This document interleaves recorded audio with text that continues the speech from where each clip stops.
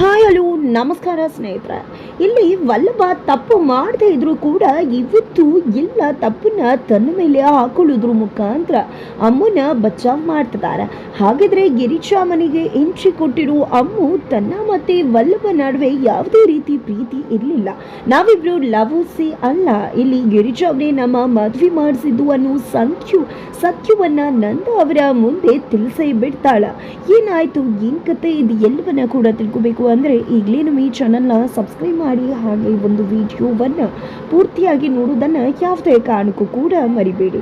ಇಲ್ಲಿ ಅಮ್ಮು ಸಿದ್ದು ಇಂದ ಮೋಸ ಹೋಗ್ತಾಳ. ಸಿದ್ದು ಇಂದ ಮೋಸ ಹೋಗಿದ್ದ ನಿಜಕ್ಕೂ ಸತ್ಯ ಹೋಗ್ಬೇಕು ಅಂತ ತೀರ್ಮಾನ ಮಾಡ್ಕೋತಾಳೆ. ಅದಕ್ಕೆ ಕಾರಣ ಮದ್ವೆ ಮನೆಯಿಂದಾನೇ ಸಿದ್ದುನ ನಂಬಿ ಇಲ್ಲಿ ಓಡಿ ಬಂದಿರ್ತಾಳೆ. ಇದರಿಂದಾಗಿ ಅಪ್ಪ ಅಮ್ಮನಿಗೆ ಅವಮಾನ ಆಗಿರತ್ತೆ. ಅವ್ರ ಮುಂದೆ ನಾನು ಹೀಗೆ ಹೋಗಿ ನಿಂತ್ಕೊಳ್ಳಿ ಅಂತ ಹೇಳಿ ಪೀಚಾಟಕ್ಕೆ ಸಿಕ್ಕಾಕೊಂಡಂತಹ ಅಮ್ಮು ಸಾಯೋ ನಿರ್ಧಾರವನ್ನ ಮಾಡ್ತಾಳೆ. ಆದ್ರೆ ಚಿನ್ನು ಹೋಗಿದ್ದೆ ಅಮ್ಮುಳನ್ನ ಕಾಪಾಡ್ತಾಳೆ. ಆದ್ರೆ ಚಿನ್ನುಗೆ ಗೊತ್ತಿರುವುದಿಲ್ಲ ಆಕೆ ಗಿರಿಜಾ ಅವರ ಅಣ್ಣನ ಮಗಳು ಅಂತಕ್ಕಂಥದ್ದು. ಆದ್ರೆ ಇಲ್ಲಿ ಗಿರಿಜಾ ಅವ್ರಿಗೂ ಕೂಡ ಸುಂದ್ರ ಅವರಿಂದ ವಿಷಯ ಮುಟ್ಟುತ್ತೆ, ಅಮ್ಮು ಓಡಿ ಹೋಗಿದ್ದಾಳೆ ಅಂತ. ಇದರಿಂದ ಕುಸ್ತೋದಂತಹ ಗಿರಿಜಾ ಅವ್ರಿಗೆ ಚಿನ್ನು ಬಂದಿದ್ದೆ ಆ ಒಂದು ವಿಷಯ ಏನು ಅಂತ ಕೇಳಿದಾಗ ಅವ್ರಿಗೆ ಗೊತ್ತಾಗತ್ತೆ ಅಮ್ಮು ಬೇರೆ ಯಾರು ಅಲ್ಲ, ಗಿರಿಜಾ ಅವರ ಅಣ್ಣನ ಮಗಳು ಅಂತ. ತದನಂತರ ಗಿರಿಜಾ ಅವರನ್ನ ಕರ್ಕೊಂಡು ಹೋಗಿದ್ದೆ ಅಮ್ಮುವನ್ನ ತೋರಿಸ್ತಾರೆ. ಇಲ್ಲಿ ಅಮ್ಮು ಕಥೆಯನ್ನೇ ಮುಗಿಸ್ಬೇಕು ಅಂತ ಮುಂದಾಗಿರ್ತಕ್ಕಂಥ ಸೂರ್ಯಕಾಂತ್ ಅವರಿಂದ ತನ್ನ ಸೊಸೆಯನ್ನ ಕಾಪಾಡ್ಕೋಬೇಕು ಅನ್ನೋ ಯೋಚನೆಗೆ ಬಿದ್ದಂತ ಗಿರಿಜಾ ಅವರು ಇಷ್ಟ ಇಲ್ಲದೆ ಇರೋ ವಲ್ಲಭನ್ನ ಅಮ್ಮು ಜೊತೆ ಮದ್ವೆ ಮಾಡಿಸೋಕೆ ತೀರ್ಮಾನ ಮಾಡ್ಕೋತಾರೆ. ಮೊದಲಲ್ಲಿ ಇಬ್ರು ಕೂಡ ಮದ್ವೆಗೆ ಒಪ್ಕೊಳ್ಳುವುದಿಲ್ಲ. ಬಟ್ ತದನಂತರ ಅಮ್ಮ ಆಡ್ದಂತ ಮಾತಿಗೆ ವಲ್ಲಭ ತನ್ನ ಶತ್ರು ಅಮ್ಮುನೇ ಮದ್ವೆ ಆಗೋ ನಿರ್ಧಾರಕ್ಕೆ ಬರ್ತಾರೆ. ಅದೇ ರೀತಿಯಾಗಿ ಇಲ್ಲಿ ಅಮ್ಮು ಕೂಡ ಅತ್ತಿ ಮಾತನ್ನ ಕೇಳಿ ತನ್ನ ತಂದೆ ತಾಯಿಯ ಮರ್ಯಾದೆ ಹೋಗಬಾರ್ದು, ಅವರು ಜೀವಂತವಾಗಿ ಇರಬೇಕು ಅನ್ನೋ ಕಾರಣಕ್ಕೆ ಇಷ್ಟ ಇಲ್ದಿರೋ ಆ ಜನ್ಮ ಶತ್ರುವಿನ ರೀತಿ ಭಾವಿಸ್ತಕ್ಕಂಥ ವಲ್ಲಭನ್ನೇ ಮದುವೆ ಆಗ್ತಾಳೆ ಅಲ್ಲಿ ಅಮ್ಮು. ಆದ್ರೆ ಇಲ್ಲಿ ಗಿರಿಜಾ ಅವರು ತಾನು ಮದುವೆ ಮಾಡಿಸಿದ್ದೀನಿ ಅನ್ನೋದು ನನ್ನ ಗಂಡನ್ ಗೊತ್ತಾದ್ರೆ ಖಂಡಿತ ಅದನ್ನ ಅವರು ಸಹಿಸ್ಕೊಳ್ಳುವುದಿಲ್ಲ. ಹಾಗಾಗಿ ನನ್ನ ಕ್ಷಮಿಸ್ಬಿಡು ವಲ್ಲಭ, ನೀವಿಬ್ರೆ ಮದುವೆ ಆಗಿ ಬಂದಿರಿ ಅಂತ ಹೇಳ್ಬಿಡಿ ಅಂತ ಹೇಳಿ ಚಿನ್ನುಗೆ ಆ ಜವಾಬ್ದಾರಿಯನ್ನ ಕೊಟ್ಟು ಮನೆಗೆ ವಾಪಸ್ ಬರ್ತಾರೆ.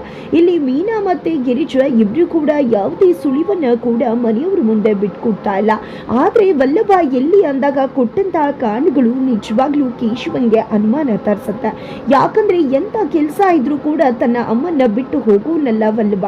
ಅಂಥದ್ರಲ್ಲಿ ಈ ರೀತಿಯಾಗಿ ಕಾಲೇಜ್ಗೆ ಹೋಗಿದ್ದಾನೆ ಅಂದ್ರೆ ಏನರ್ಥ ಅಂತ ತನ್ನ ಹೆಂಡತಿ ಮೀನಾ ಹತ್ರ ಪ್ರಶ್ನೆ ಮಾಡ್ತಾರೆ. ಗಂಡನ ಮುಂದೆ ಏನನ್ನ ಕೂಡ ಮುಚ್ಚಿಡಬಾರ್ದು ಅಂತ ಅನ್ಕೊಂಡಂತಹ ಮೀನಾ ಕೊನೆಗೂ ಕೇಶವನ ಮುಂದೆ ಸತ್ಯವನ್ನ ಬಿಚ್ಚಿಡು ಬದಲು ಸತ್ತಿಗೆ ಸುಳ್ಳಿನ ಸರ್ಮಾಲಿಯನ್ನ ಪೋಣಿಸಿ ಇಲ್ಲಿ ವಲ್ಲಭ ಕಾಲೇಜ್ಗೆ ಹೋಗಿದ್ದು ನಿಜ, ನಾವೇ ಅವನನ್ನ ಕಳಿಸಿದ್ದು, ಯಾಕಂದ್ರೆ ಅವನು DC ಆಗೋದು ಬೇಡವಾ ಅಂತೆಲ್ಲ ಮಾತನಾಡಿದಾಗ ಕೇಶವಂಗೆ ಇನ್ನೇನು ಹೇಳಬೇಕು ಅಂತ ಗೊತ್ತಾಗೋದಿಲ್ಲ. ಆದ್ರೆ ಇಲ್ಲಿ ಗಿರಿಜವ್ರು ಮಾತ್ರ ಗಡಗಡ ಅಂತ ನಡಕ್ತಿರ್ತಾರೆ, ಏನಾಗ್ಬಿಡುತ್ತೋ ಅಂತ. ಅದಕ್ಕೆ ಸರಿಯಾಗಿ ಚಿನ್ನು ಅಮ್ಮು ಮತ್ತೆ ವಲ್ಲಭನ ಕರ್ಕೊಂಡು ಮನೆಗೆ ಬರ್ತಾರೆ. ಇಬ್ಬರನ್ನ ಕೂಡ ನೋಡ್ತಿದ್ದಾಗೆ ಎಲ್ಲರೂ ಕೂಡ ಶಾಕ್ಗೆ ಒಳಗಾಗಿದ್ದಾರೆ. ಇಲ್ಲಿ ಚಿಕ್ಕಮ್ಮ ಅಮ್ಮು ಚಿಕ್ಕಮ್ಮಂಗಂತೂ ಕನ್ಫ್ಯೂಷನ್.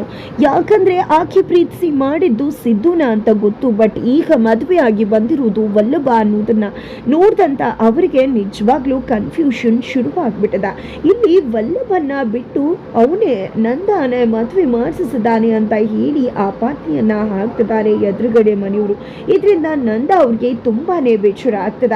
ಇಲ್ಲಿ ನನ್ನ ಅಪ್ಪ ತಪ್ಪೇ ಮಾಡದೆ ಇವತ್ತು ತಲೆ ತಗ್ಸಿ ನಿಂತ್ಕೋಬೇಕಿದ್ಯಲ್ಲ ಅಂತ ವಲ್ಲಭನ ಮನಸ್ಸಿಗೂ ಕೂಡ ಘಾಸಿ ಆಗ್ತದ. ಈ ಕಡೆ ಗಿರಿಜವರು ಮಾಡಿರ್ತಕ್ಕಂಥ ಕರ್ಮಕಾಂಡಕ್ಕೆ ಇವತ್ತು ವಲ್ಲಭ ಕುಟುಂಬ ಬಲಿಪಶು ಆಗ್ತದ. ಜೊತೆಗೆ ಇಲ್ಲಿ ನಂದ ಅವರನ್ನ ಅವಮಾನಿಸಿದಂತಹ ಶ್ರೀಕಂಠುಗೆ ಸಖತ್ತಾಗಿ ತರಾಟೆಗೆ ತಗೋತಾರೆ ಮಾಧವ ಮತ್ತೆ ಕೇಶವ. ಅದರ ಜೊತೆಗೆ ಇಲ್ಲಿ ಅಮ್ಮು ವಲ್ಲಭನ ಮದುವೆ ಆಗಿದ್ರಿಂದ ಸಿಡಿದಂತಹ ಸೂರ್ಯಕಾಂತ್ ಮಗಳನ್ನೇ ಮುಗಿಸ್ಬಿಡ್ತೀನಿ, ವಲ್ಲಭನ ಕಥೆಯನ್ನು ಕೂಡ ಮುಗಿಸ್ಬಿಡ್ತೀನಿ ಅಂತ ಬಂದ್ರೆ ಅಮ್ಮನೇ ತಡೆದು ಇನ್ನು ಅಮ್ಮು ವಲ್ಲಭನ ಹೆಂಡತಿ, ಅವಳು ಇಷ್ಟಪಟ್ಟವನ್ನ ಮದುವೆ ಆಗಿದ್ದಾಳೆ, ಗಿರಿಜಾ ಮನೆ ಸೊಸೆ, ಅವಳನ್ನ ನಿಮ್ಗೆ ಏನ್ ಮಾಡ್ಕೊಳ್ಳೋಕ್ಕೂ ರೈಟ್ಸ್ ಇಲ್ಲ, ಮಗಳು ಅಂತದ ಇವತ್ತು ಮಗಳನ್ನೇ ಸಾಯಿಸ್ಬೇಕು ಅಂತ ನೋಡ್ತಿದ್ಯಲ್ಲ ಅಂತಿದ್ದಾಗೇನೆ ಅವರು ಕತ್ತಿಯನ್ನ ಬಿಟ್ಟು ತನ್ನ ಮಗಳ ಹತ್ರ ಹೋಗಿ ಆಗೋಯ್ತಮ್ಮ ತನ್ನ ಮಗ ವಲ್ಲಭ ಕಟ್ಟಿರೋ ಈ ತಾಳಿಯನ್ನ ತೆಗೆದು ನನ್ನ ಮನೆಗೆ ಬಂದ್ಬಿಡು, ನಿನಗೆ ಒಳ್ಳೆಯ ಹುಡುಗನ್ನ ನೋಡಿ ಮದುವೆ ಮಾಡ್ತೀನಿ ಅಂತ ಹೇಳಿ ಸೂರ್ಯಕಾಂತ್ ಹೇಳ್ತಾರೆ. ಬಟ್ ಇಲ್ಲಿ ಅಮ್ಮು ಆ ಯಾವುದೇ ನಿರ್ಧಾರವನ್ನ ಕೂಡ ಒಪ್ಕೊಳ್ಳೋದಿಲ್ಲ. ವಲ್ಲಭನ ಜೊತೆಯಾಗಿ ನಿಂತ್ಕೊತಾಳೆ. ಜೊತೆಗೆ ನಮ್ಮ ಒಡವೆಗಳಲ್ಲಿ ಅದನ್ನು ಕೂಡ ಎತ್ಕೊಂಡು ಹೋಗಿದ್ಯಲ್ಲ ಅಂತ ಹೇಳಿ ಕೇಳಿದಾಗ ಇಲ್ಲಿ ಏನು ಹೇಳಬೇಕು ಅಂತ ಅಮ್ಮ ಗೊತ್ತಾಗೋದಿಲ್ಲ. ಅಮ್ಮನ ಕಾಪಾಡೋಕ್ಕೋಸ್ಕರ ನಾನೇ ಒಡವೆಗಳನ್ನ ತಗೊಂಡೆ ಅಂತ ಹೇಳ್ಬಿಡ್ತಾರೆ ವಲ್ಲಭ. ಈ ಒಂದು ಮಾತಿಂದ ನಿಜವಾಗ್ಲೂ ನಂದ ಫ್ಯಾಮಿಲಿಗೆ, ನಂದಾಗೆ ಸಿಕ್ಕಾಪಟ್ಟೆ ಅವಮಾನ ಆಗ್ತದೆ. ಶ್ರೀಕಂಠು, ಅವರ ದೊಡ್ಡಪ್ಪ, ಅಪ್ಪ ಎಲ್ಲರೂ ಕೂಡ ತುಂಬ ಅಂದರೆ ತುಂಬ ಅವಮಾನ ಮಾಡ್ತಿದ್ದಾರೆ. ಈ ಕಡೆ ತಂದೆ ಬಂದು ವಲ್ಲಭಂಗೆ ಅವರ ಒಡವೆ ಕೊಟ್ಬಿಡು, ಎಂಥ ಪಾಪಿ ನೀನು, ನಿನ್ಗೆ ಯಾಕೋ ಬೇಕಿತ್ತು, ಇಂಥ ಕೆಲಸ ಯಾಕೆ ಮಾಡಿದೆ ಅಂತ ಕಪ್ಪಾಳಕ್ಕೆ ಬಾರಿಸ್ತಾ ಇದ್ರೆ ಆ ಒಡವೆ ನನ್ನ ಹತ್ರ ಇಲ್ಲ, ಎಲ್ಲ ಕೂಡ ಮುಗಿದು ಹೋಯ್ತು ಅಂತ ಹೇಳಿ ಹೇಳ್ತಿದ್ದಾರೆ.